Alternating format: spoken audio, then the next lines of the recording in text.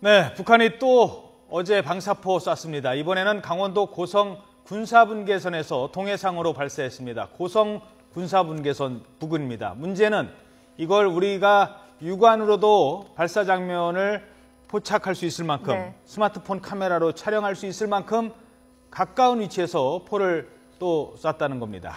도발 지점이 점점 남쪽으로 내려오고 있는데 북한의 속내는 뭘까요? 신인군 자주국방 네트워크 대표, 양욱 국방안보포럼 연구위원과 함께 분석하겠습니다. 네. 두 분 어서 오세요. 안녕하세요. 안녕하십니까. 자, 일단 어제 저희들이 긴급 뉴스로 전해드렸고 또 시청자분께서 저희 YTN에 제보를 해주신 화면인데요. 발사 장면 먼저 보고 질문드리도록 하겠습니다.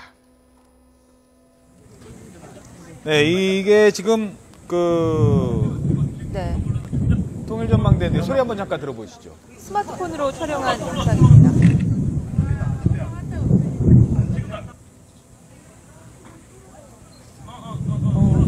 육안으로 이 탐두가 날아가는 모습이 좀 보인다는 건데 그 정도로 가깝다는 얘기겠죠? 예. 자, 저거를 진짜 통일전망대 그 관광 갔다가 저걸 직접 지금 날아가는 거 지금 또 보이네요. 네. 저걸 봤다. 얼마나 좀 충격적이겠습니까? 눈으로 직접 봤다는 건데 과거에도 이렇게 가까운 곳에서 발사를 한 적이 있었습니까? 없습니다. 저기는 지금 통일전망대 아무나 다 이렇게 고성군에 신청만 하면 다 들어갈 수 있거든요. 그렇죠. 그런 곳에서 지금 스마트폰 카메라가 이게 망원 렌즈가 달린 것도 아니고 스마트폰 카메라로 그냥 바로 찍은 겁니다. 그리고 저기를 제가 확인을 해보니까 MDL, 즉 휴전선이 있고 군사분계선이죠. 그리고 그 남쪽으로 남방한계선, 북쪽으로 북방한계선이 있고 그것들이 이제 GOP라고 그러죠. 그렇죠. 북한의 GOP, 북방한계선에서 불과 200m 떨어진 곳입니다. 저 발사 지점이. 최대한 내려올 수 있을 만큼 내려왔군요. 가장 많이 내려온 포진지죠. 예. 지금 이제 그 산이 하나 보이는데 저게 구선봉이라는 산이고요. 금강산의 제일 끝자락이죠. 저 구선봉 바로 뒤에 동굴을 파놓고 있는 방사포진지입니다. 그 방사포진지고 원래는 방사포들이 저렇게 가까이는 안 있는데요. 저 지형이 저 구선봉부터 시작해서 구선봉만 하나 있고 그다음에 금강산까지는 평지랍니다. 그래서 평지에다가 만약에 북한이 포를 배치해 놓으면 우리 아군의 포병에 공격을 당할 수 있지 않습니까? 그래서 산 밑에다 딱 붙여 놓은 거죠. 뒤쪽에 그래서 불과 북방 한계선에서 200m 떨어진 곳, 거기서 122mm 방사포를 쐈고 조금 더 북쪽에서 240mm 방사포를 쐈는데 122mm 방사포를 한 90여 발, 그리고 240mm 방사포를 12발 그렇게 잡았는데 이제 240mm 방사포 사정거리가 한 50km 되니까 50km 날아갔죠. 그래서 이제 멀리 크고 또 멀리 날아가니까 하늘 위로 솟구치죠. 그래서 그것은 우리 그린 파인 레이더로 잡았고요. 그리고 이 122mm 방사포는 사정거리가 불과 짧으니까 바로 그냥 우리 레이더로 잡을 수 없었고 아서 K 레이더로 발사 시작 후 몇 분 후에 아서 K 레이더로 잡기 시작해서 한 90여 발 쐈다라고 지금 나와 있습니다. 게다가 이게 이제 물기둥이 한 3km 날아가는 해안포 같은 경우는 물기둥까지도 다 보이는 지점 아니에요? 네, 맞습니다. 지금 일단 이 지역 자체가 여러분 잘 아시겠지만 얼마 전에 총기 난사가 있었던 저도 거기에 바로 그 22사단의 그 책임 구역입니다. 그렇고 지금 그만큼 바로 이렇게 어떻게 보면 우리 아군이 가장 어떻게 보면 좀 취약했던 이런 지점에서 무력 시위를 한다는 것 자체만으로도 사실은 좀 이렇게 걱정스러운 면이 있습니다. 특히 이제 그 22사단 지역 쪽에는 그 지역 자체가 이제 소위 얘기하는 백두대간을 타고 예전에 빨치산이 침투해오는 그런 루트라고 생각해서 어떤 기갑 전력이 이렇게 많이 배치되어 있지는 않습니다. 그런 부분에 있어서 조금 안타까움이 있고 특히 이제 보고 있으면은 과연 이런 연달은 발사들이 단순히 위협 발사냐 아니면 과연 지금 이 발사하는 이 무기 체계들 속에서 과연 신형 무기 체계들이 섞여 있을 것이냐 이런 부분을 생각할 수가 있는데 제 생각에는 똑같은 예를 들어서 240mm, 120mm라고 하더라도 결국 어떤 신형 무기들을 실험을 동시에 실시하였을 것으로 추정을 해야 합니다. 지금 상황에서. 자, 이게 동해상이 아니라 포 방향을 돌려서 만약에 우리 쪽으로 이렇게 방사포를 쏜다면 어떨까 걱정이 되는데 어제 쏜 방사포가 122mm, 240mm. 자, 사정권 우리 어디까지 사정권에 들어오고 위력이 또 얼마나 되는지도 궁금합니다. 122mm 방사포는 과거에 2010년도 11월 23일 날 연평도 포격을 했을 때 그때 사용을 했던 포죠.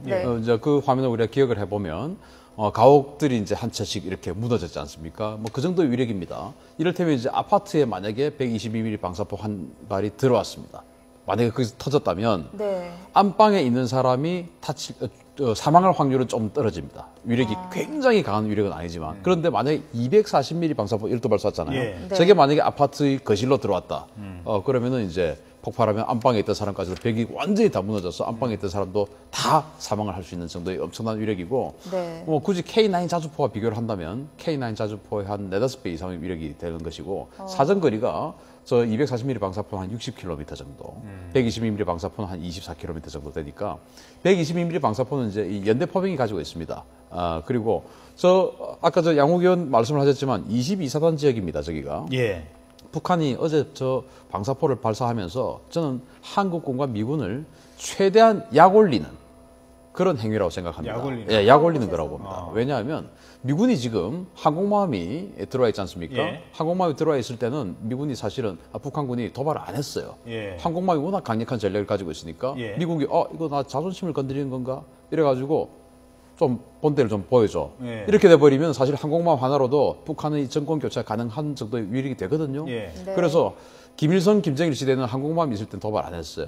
그런데 김정은은 지금 항공모함이 와 있는데도 불구하고 물론 내일부터 항공모함이 작전을 합니다만 오늘까지는 예. 휴식이죠. 예. 네. 어쨌든 항공모함이 한반도에 있는데 공격을 한 거죠. 그리고 오늘 오후 2시 반에 임병장 사건, 총기 난사 사건 최종 수사 결과 발표가 있습니다. 예. 네. 그게 바로 22사단이죠. 그렇죠. 그래서 여기서 너희들 그 사건 터졌지 하고 약을 최대한 올리는 거예요. 저는 그렇게 봅니다. 노크 기순까지 생각을 한다면 그렇죠. 노크 예. 기순 그리고 임병장 사건 바로 그 자리에서 네. 이런 보사격을 하니까 22사단 바로 여기야. 뭐 이런 거 아닌가. 그리고 문제는 바로 여기에 김정은 위원장이 갔다는 거예요. 현지지도 네. 이른바 했다는데 사진 들어왔습니다. 바로 어제의 사진인데요. 이 어제 현지지도 하는 이 내용을 저희 기자가 지금 화면을 확보를 했는데요. 지금 멀리서 지금 날아가는 거. 우리는 스마트폰으로 촬영했지만 북한에서 직접 촬영한 겁니다. 네. 포 날아가고 저 환한 웃음을 지으면서 저 포 날아가는 걸 아주 흐뭇하게 기분 좋게 바라보는 저런 모습을 공개를 하니까 이게 도발이라는 겁니다. 이게 지금 물기둥까지도 다 이제 화면에 잡혔네요. 전문가시니까 저 정도가 어느 정도 위력인지는 바로 아실 것 같고요. 네. 지금 김정은이 현지에 가서 지금 저게 나오네요. 지금 122mm. 지금 보니까 해안포가 아닐 가능성도 있겠네요. 지금 예. 쏜 것이 보면 이렇게 보병들이 쏜 저거 같은 경우는 예. 이제 예전에 122mm 이전 것입니다. 예. 그러니까 저게 108mm인가 하여튼 미수는 정확히 기억이 안 나는데 예. 7mm. 예, 맞습니다. 보병이 끌고 다니는 견인식의 것이어서 굉장히 이제 먼 거리를 날아가지는 않습니다. 자, 잠깐만요. 이 화면 잠깐만 좀 멈춰봐 줄 수 있겠습니까? 요걸 보면 좀 더 알 수 있을 것 같은데요. 122mm. 예. 저건 떨어지시죠. 122mm네요. 예. 또 지금 많은 사진이 지금 네. 올라와 보면 있습니다. 참 이 부분이 참 저희가 굉장히 좀 분노를 해야 될 것이 바로 철책이 이 사진 찍는데 보이지 않습니까? 그렇죠. 우리 철책이 다 보여요. 예, 북책인 겁니다. 그러니까 북쪽에 있는 북방한계선. 이제 예. 북방한계선인데 거기서 저렇게 붙여서 쐈다고 하는 것은 사실 보면은 이건 거의 도발이나 마찬가지인 행위인 겁니다. 네. 그러니까 지금 북한 입장에서는 지금 중국이나 어떤 국제사회의 압박에 의해서 핵실험을 할 수 없는 상황입니다. 예. 이런 상황에서 자신들의 어떤 이런 주변국에 위협을 가하고 그 다음에 자신들의 어떤 우리 없이는 네. 과연 이 평화가 있을 것이냐라는 걸 강조하기 위해서도 뭔가 군사적인 행동을 취해야 되는데 바로 이런 이 방사포 발사나 이 단거리 미사일 발사 이런 것들이 제작이 굉장히 좀 애매한 그레이 에어리아인 부분들을 예. 자꾸 반복을 함으로써 최대한 핵실험과 거의 유사한 긴장을 높이려는 그런 그렇죠. 의도로도 볼 수 있겠습니다. 네. 그러니까 뭐라고는 못하겠고 아주 살금살금 야금야금 그런 부분만 계속 노린다는 거 아니겠습니까? 저게 왜 도발이 확실하냐고 하면은 예. 훈련이라고 하면은 훈련장에서 해야 됩니다. 특히 포병 사격 같은 경우는 왜냐하면 그렇죠. 훈련은 타겟이 있어야 되는데 북한도 사람이 많이 살고 우리도 사람이 많이 살지 않습니까? 예. 그래서 하나의 어떤 사람이 살지 않는 산을 하나 정해서 거기를 집중적으로 목표를 해서 이제 사격 훈련하거든요. 예. 북한도 저 동부전선에 사격 훈련장이 있습니다. 예. 그러면서 네. 훈련을 하려면 거기 가서 해야 됩니다. 그렇죠. 그런데 여기는 방금 양 의원 말했듯이 바로 휴전선 북쪽 200m 지점에서 예. 네. 친지 배치되어 있던 것을 그냥 꺼내가지고 바로 동쪽으로 쐈거든요. 예. 저기 아까 물기둥이 있었지 않습니까? 그렇죠. 저게 바로 NLL에서 불과 800m 떨어진 곳입니다. 그래서 우리 보도에는 1km 뭐 이렇게 했는데 실제로 800m 떨어진 까지 곳에 날아온 거 저 아니에요? 물기둥이 솟았던 쐈던 것이니까 그야말로 예. 도발이네요. 이거는 그야말로 뭐 자, 감정적인 이물 기둥 도발이다. 말하는 거 저기 아니겠습니까? 800m 떨어진 곳입니다. 네. NLL에서. 자. 최근 김정은 제1위원장이 이렇게 현지 지도하는 모습 많이 보여주고 있습니다. 지난주에도 노동신문에 미사일 발사하는 장면, 현지 지도하는 장면이 공개가 됐었거든요. 네. 그 장면 좀 보고 가겠습니다. 네, 뭐 이번뿐만이 아닙니다. 네, 6월 29일 모습인데요. 이때 첫 공개를 했습니다. 원산에서 발사해서 스커드 C로 추정되는 단거리 탄도미사일을 발사했었는데 그때 이렇게 김정은 제1위원장이 참관을 했습니다. 예. 이건 7월 13일이죠. 이 장면 보고 저도 좀 충격적이었는데 네, 의자에 딱 불꽃 하니 화면이 딱 앉아가지고. 보이잖아요. 예. 네, 두 번째 공개했을 때의 장면인데요. 개성에서 더 남하에서 내륙을 관통하는 스커드 C 탄도미사일을 발사했을 때입니다. 그리고 어제입니다. 세 번째 공개인데 고성에서 발사해서 방사포 120여 발 정도를 우리 그 동해상으로 발사를 했습니다. 예. 아주 이번에는 웃는 모습까지 나왔어요. 왜 공개를 하는 겁니까? 왜 이거 분명히 남측에서도 본다는 거 알고 뭔가 노리고 보라는 것이죠. 보라는 겁니다. 이거는 그동안 너무 여러 차례 얘기를 했지만은 미사일을 무려 이전에 90여 발을 발사를 했는데 네. 한국 언론에서 한 번도 이렇게 그걸 관심을 가져준 적이 없습니다. 아. 세월호 참사도 있었고요. 저희가 네. 또 이후에 이제 문창국 총리 지명사 사태도 있었고 굉장히 여러 가지 이슈들 때문에 북한이 저렇게 그 악랄하게 이렇게 얘기를 해도 아무도 들어주는 사람이 없었던 겁니다. 예. 결국은 자신의 얘기를 들어달라, 나를 봐달라고 하는 것에 네. 가장 극단적인 형태를 지금 보여주고 있는데 이런 행태를 자꾸만 지금 우리가 이 내부려만 뒀을 경우에는 이거는 정말 더 다음 단계로까지, 그러니까 이 대한민국의 영토를 공격하는 단계로까지 갈 수 있기 때문에 네. 여기서도 좀 정말 차단을 하고 선언을 하는 이런 전략들이 이제 필요한 시점이 아닌가라는 생각이 듭니다. 네, 얼마 전에 이 김정은 제1위원장이 이렇게 배 나온 장성급 간부들 수영훈련 지도하는 모습도 공개가 됐었잖아요. 김정은 위원장이 군 병역에 상당히 관심이 많은 것 같은데 올해에만 벌써 14차례 100여 발 미사일 로켓 쐈어요. 네. 왜 이렇게 자주 도발을 감행하는 걸까요? 지금 이제 이 도발을 하는 것은 정치적 이유 그리고 외교적 이유, 기술적 이유가 있죠. 정치적 네. 이유는 이제 북한이 국내 정치적 이유가 될 것이고 외교적 이유는 이제 자기네들의 정권 유지를 위한 어떤 그 국제사회, 즉 미국이나 중국, 러시아, 한국을 향한 어떤 그 존재감 과시 그리고 네. 함부로 하지 마라라는 그런 거. 그리고 기술적 이유는 이제 킬체인이라고 들어보셨지 않습니까? 예. 네, 북한이 미사일 3차 핵실험을 하고 나니까 우리 국방부가 즉시 킬체인이라는 것을 만들어서 핵을 무력화시키겠다. 그게 뭐냐면은 북한이 핵을 가지고 우리를 공격하려고 한 것을 사전 탐지하겠다. 글로벌 호크, 정찰 위성 이런 걸 사서 사전 탐지하겠다. 그리고 정말로 우리를 공격할 것 같으면 핵 맞으면 우리 멸망하지 않습니까? 그렇죠. 맞기 전에 좀 부담스럽지만 선제 타격에서 그 미사일을 파괴시켜 버리겠다. 이게 예. 킬체인이거든요. 네. 그러면은 핵을 탑재를 하려고 가장 그 1순위가 바로 노동 미사일입니다. 예. 노동 미사일이 탄도 중량이 1톤 정도 되고 지름이 한 1.3m 정도 돼요. 네. 제일 크니까 파키스탄도 노동 미사일에 이제 핵을 탑재를 했고요. 예. 그래서 노동 미사일이라고 보고 노동 미사일 발사대가 20대에서 한 40대 정도 됩니다. 예.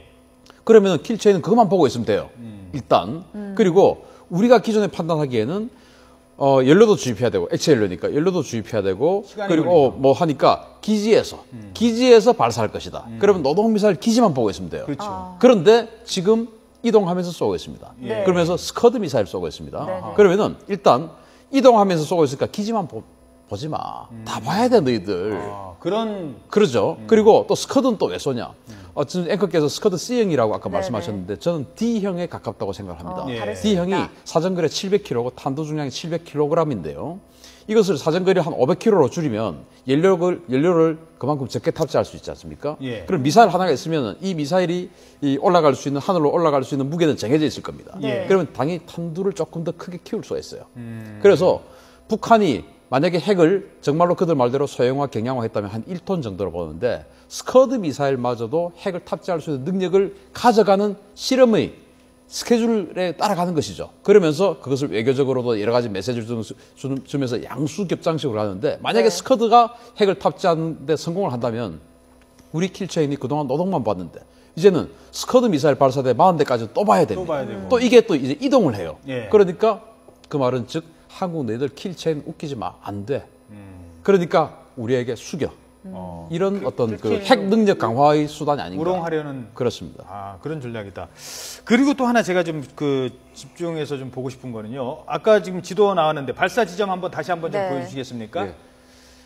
요거는 이제 어제 발사했던 거고요. 네, 최근에 발사한 장수만. 요건데요. 자, 그동안에 저는 원산 이 정도는 얘기 들어봤어요. 풍계리 이런 거 다 들어봤는데 갑자기 개성공단인 개성에서 쐈고요. 그다음에 금강산 관광지역인 고성에서 쐈습니다. 이게 이른바 남북 경협의 아주 상징적인 지역이에요. 개성에서 쏘고 고성에서 쏜다는 거. 그렇습니다. 왜 여기를 택했다? 이것도 좀 분석을 해볼 필요가 사실 있습니다. 이제 그 개성에서 쏘기 이전에는 이제 평산 혹은 이제 태탄 요 근처 태탄기지 이런 데 쐈다 이런 얘기도 있었는데 결국 이 각 지점들이 다 그 갖는 그 군사적인 혹은 정치적인 의미가 있습니다. 예를 들어서 이제 그 아까 평산이나 이제 태탄 지역 그런 지역에서 발사한 것은 우리 서해 5도의 NLL 이쪽 지역을 바라보는 그런 어떤 태도라고 볼 수 있고 개성공단 같은 경우는 우리 한참 예전에 폐쇄되고 뭐하고 할 때 가서 인지를 구출한다 이런 얘기도 있고 그렇지 않습니까?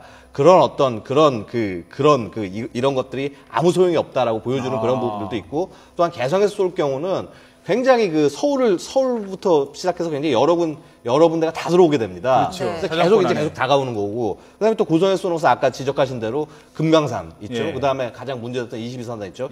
여러 가지 의미들이 다 포함이 돼 있다는 것입니다. 결국은 이런 어떤 한 나라가 자기의 군사력을 과시를 하는 것. 이것은 보통 그 다른 나라에 대해서 자신의 의견을 강압할 때 강압 전략이라고 저희가 표현을 하는데 강압 전략의 수단은 보통 외교력과 군사력입니다. 그래서 지금 북한은 외교력이라는 것이 한계가 있지 않겠습니까? 그렇죠. 그렇다면은 북한이 보여줄 수 있는 군사력이 뭐냐? 핵실험은 더 이상 안 됩니다. 핵실험했다가는 그야말로 정말 고립이 됩니다. 그렇죠. 그렇다면 이 상태에서 할 수 있는 것은 자신들이 그동안 자꾸 자랑을 해오던 미사일, 굉장히 주요한 수출 수단이기도 하지 않습니까? 미사일, 그다음에 방사포 이런 것들을 자꾸 통해서 예를 들어서 미국이 어떤 해군력, 항공모함이나 스텔스기를 띄워서 이 북한을 압박을 한다면 북한은 또 반대로 자신들이 갖고 있는 단거리 미사일이나 혹은 이제 중거리 미사일, 방사포를 통해서 자신들의 그런 어떤 군사적인 입장이나 외교적인 입장을 강력하게 주변국에게 압박을 하는 것입니다. 게다가 이렇게 짧은 거리, 사정거리 짧은 거 쏴대면요. 미국은 솔직히 관심 없어요. 관심 없죠. 어차피 긴 거리 날아오는 거 아닌 이상, 알래스카까지 날아오는 미사일 아닌 이상 그런 것도 좀 너희들의 주된 타격이 바로 남측이 될 수 있다. 계산된. 그리고 그것과 동시에 아까 이제 평산, 개성, 또 고성 이렇게 이야기를 했지 않습니까? 그게 제가 아까도 모두에도 말씀드렸지만 최대한 우리 측을 자극하는 약 올리는 아주 저열한 어떤 기법입니다. 왜냐하면 고성은 지금 오늘 임병장 사건 최종 브리핑하는 날인데 그 임병장 사건, 노크 기준 사건, 그리고 개성은요 지난 저도 여기 왔습니다만은 귀순벨 울리고 도망갔지 않습니까? 그렇죠. 거기가 또 개성이 바로 앞에 또 우리 1사단 귀순벨 그 지역이에요. 거기. 그리고 평산은 또 이제 이 해병대 우리 백령도에 있는 해병대 앞이지 않습니까? 이것들이 여기에 있는 이 세 가지 지역들이 우리 포가 공격을 하려도 공격을 할 수 없는 지역들이에요. 그 포의 공격의 살짝 건너편. 이를테면 지금 휴전선에서 한 20여 킬로 지금 떨어져 있다고 했는데 개성 지금 미사일 발사한 지역이 우리 K9 자주포가 사정거리 40킬로예요. 그런데 K9 자주포가 휴전선에 붙어 있는 게 아니에요. 우리도 나름대로 그 K9 자주포도 좀 고가치 자산이기 때문에 휴전선에서 한 11킬로 뒤에 있습니다. 거기서 쏘면 그게 안 닿아요. 살짝 건너편에 있는 거죠. 우리의 리치 바로 1인치 밖에 있는 거죠. 공격할 수 없지. 약 올리는 거고. 이 고성도 마찬가지입니다. 최대한 근접해서 정말 코앞인데 산 바로 뒤쪽에 있으니까 이 곡사포가 아무리 쏘아도 이기는 때릴 수가 없는 겁니다. 바다 쪽에서 공격하지 않는. 그렇죠. 근데 그러면 우리가 NLL을 넘어가야 되니까 안 되는 것이죠. 그리고 바다 쪽 넘어가면 또 북한 해안포가 있으니까 안 되는 것이죠. 그래서 어떻게 할 수가 없는 거. 평산도 마찬가지입니다. 우리 해병대 K9 자주포가 백령도 있어요. 그 평산 지역이 한 45km 지역입니다. 해병대 K9이 40km 날아가지 않습니까? 바로 건너편에 있는 거죠. 5km 건너편. 그러니까 어떻게 할 수 없지. 이런 것까지 내포되어 있는 겁니다. 철저한 계산이죠. 우리가 또 도발 원점 공격, 원점 타격 아니겠습니까? 개성공단에서 쐈다. 도발 원점 공격한다. 이러면 개성공단에 또 직원들도 있고요. 여러 가지 복잡한 문제가 있는 것 같습니다. 자, 시간 관계상 오늘은 여기까지 듣도록 하겠습니다. 지금까지 신인균 자주국방 네트워크 대표, 양호 국방안보포럼 연구위원이었습니다. 두 분 말씀 고맙습니다. 고맙습니다.